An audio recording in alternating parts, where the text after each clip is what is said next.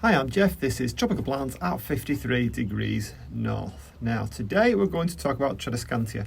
It's one particular problem that has cropped up time and time again in my video comment section, and it's something that I think many new growers misunderstand or aren't quite sure about, and it leads to dead plants or dying plants. So I thought I'd make a video specifically about this problem.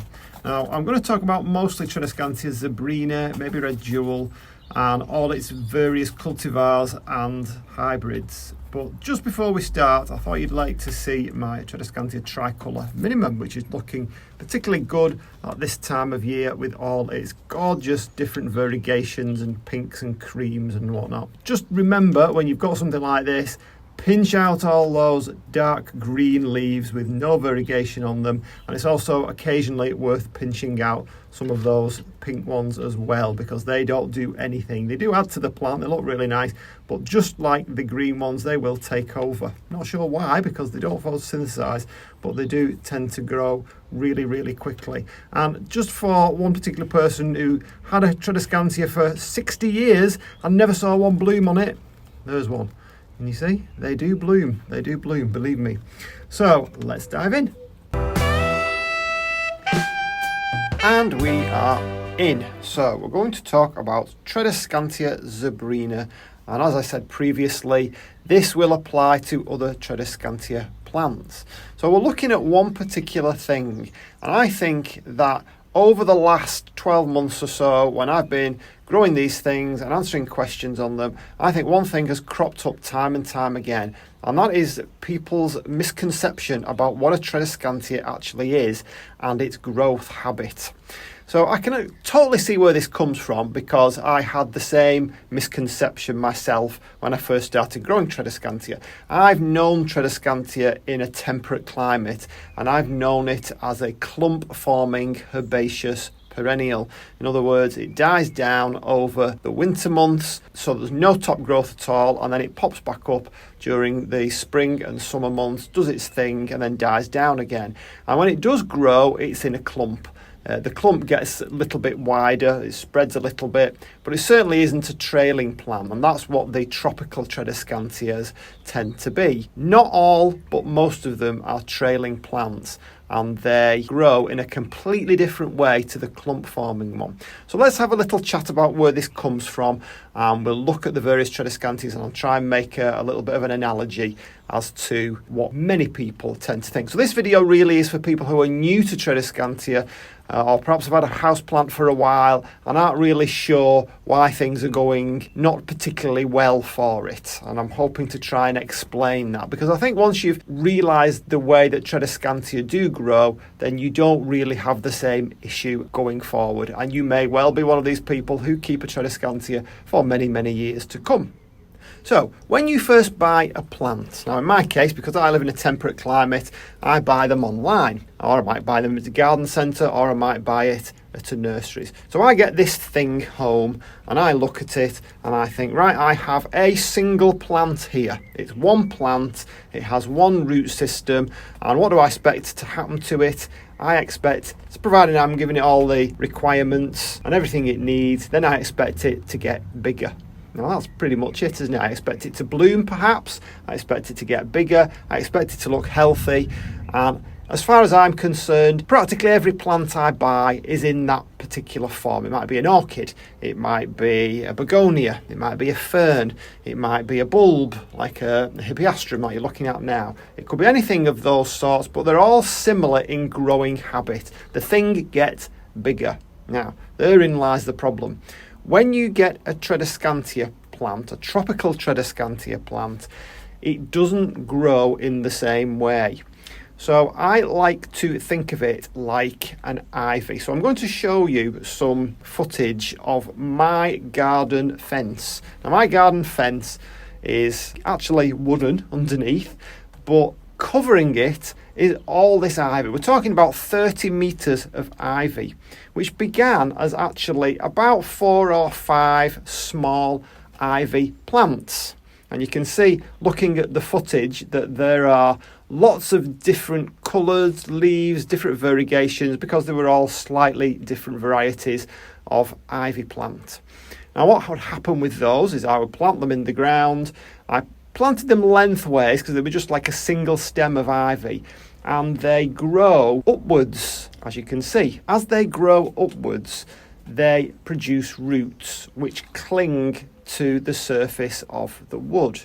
Now, if you can imagine, as that's happening, those roots are taking moisture and taking nutrients everywhere they touch down, and they stick, okay? So it's like continually providing a base for the plant for renewed growth. You've not just got one single stem growing from the bottom of the plant, supporting itself and getting everything it needs from the base of the plant. It's getting that every so often all along the length of its stem. Okay, now let's think about that only in a horizontal way, a horizontal form, which is the way Tradescantia, tropical Tradescantia, tend to grow in the wild. Rather than growing upwards and clinging to something, they grow horizontally, and as they go, they root as they go along. Now let's just have a little look at one of my Tradescantias. So we're looking over here at one that's actually quite an older one, and you can tell it's an older one because it's quite long. But as we move up the stem, we start to get brown leaves. Now this one isn't too bad actually, I have got some that are worse than this, but we start to get bare stems with nothing really going on up there. Okay, so what would it have done in the wild? Well, rather than that single stem, I think there might be two there, two stems at the top. Rather than that single stem, you would find that as it grows along the ground horizontally, every single node that touches the ground will put down roots. And putting down those roots is like a new base for that plant, and from that base it can then either shoot off in another direction, produce a new shoot, or it will then have renewed growth from where that base is. Okay, so you're constantly renewing it. We're providing a false environment for this plant, so that you've got this single stem hanging down here, and sooner or later, as with any plant that has evergreen, so-called evergreen leaves on it, these leaves don't last forever. It will eventually begin to die, and herein lies the problem. So people buy these plants from the garden centres, they bring them home, they think it's all just one single plant inside the pot, when in actual reality you've got many stems, many plants, many root formations growing in that pot. What you're actually bringing home, and I'll just show you this other one over here, is a pot full of Tradescantia cuttings. You're not getting a single rooted plant. It's full of Tradescantia cuttings. So all those cuttings come off down, much like the ivy did in my garden, and they do their thing, look really nice for a certain length of time, but sooner or later they're going to start looking bad. And that will happen with practically every Tradescantia, but specifically in this case anyway, it happens really noticeably to Tradescantia zebrina and some of the red jewel varieties as well. I'd say zebrina more than anything else. So the one that you're looking at is about 2 years old. However, the stems that you're looking at are about 3 months old. Why? Well, because the last one, in the same plant, in the same pot, the pot hasn't been moved, the last one completely died off. All the trailing stems that were coming over the side totally went bare right at the top there. The leaves all crisped up, and I had to do something to it to get it to produce this lovely growth again. So what did I do? Well, it's very simple, and I've got loads of videos showing you how to do it, but I simply took some of the cuttings off the end there, took some of these stems, and you can see there, see how it's already producing roots. Tradescantia is perhaps the easiest plant I've ever come across to root. You can root it in anything. Yes, it will root in water. Yes, it will root in vermiculite, perlite, multipurpose compost. But why go and root it in something that you're going to have to transplant it from? Why not just stick it straight in the pot that it's going to grow in? And that's what I do, because I know it's going to root anyway. So I've got some multi-purpose compost in there. I take some of the tips from here and I cut that off, and that will be replaced or replanted in the pot above. And then I can then, once those have started to grow, because I've got several new cuttings in there from the tips of these longer ones that have gone bare, I can then cut off, and you can actually see where I've done it here. So they were the two of the original ones that were trailing down and that died off. They then will be cut off and the new growth takes over.